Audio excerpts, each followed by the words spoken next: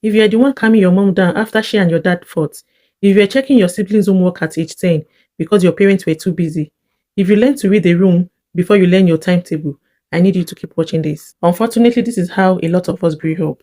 And this is not me trying to attack anybody's parents.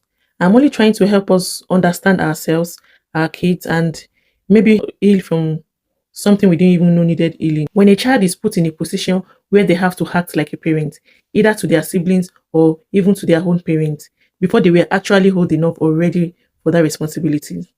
I know this sounds familiar, and the majority of us didn't even know we were parentified as a child. You are 10 years old, and you are the one waking your younger ones for school, packing their lunch, checking their homework, because mom has gone to the market by 5 a.m. and she won't be back until night. Or maybe you were the one your mom cried to about her marriage problems when you were still in primary school. That's parentification. You were being used as instrumental tools.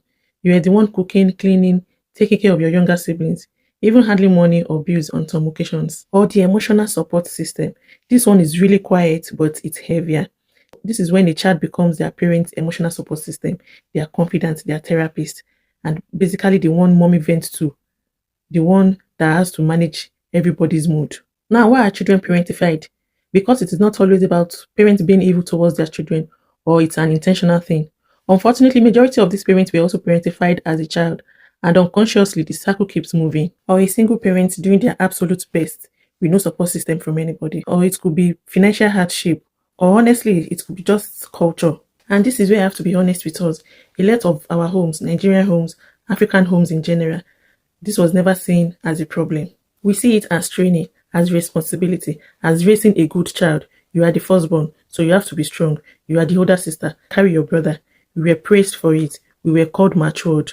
We were called respectable, wise beyond your age. Nobody really sat us down and asked if we were okay carrying all that responsibility. It is not as if parentification does not exist in our culture, just that it is being dressed up as compliments. But here is the thing, even when it comes from a place of love or from necessity, it still leaves a mark. Some of the effects we see later in life, struggling to ask for help because you are always the strong one, difficult relaxing or resting without feeling guilty, becoming a people pleaser or a fixer in every relationship.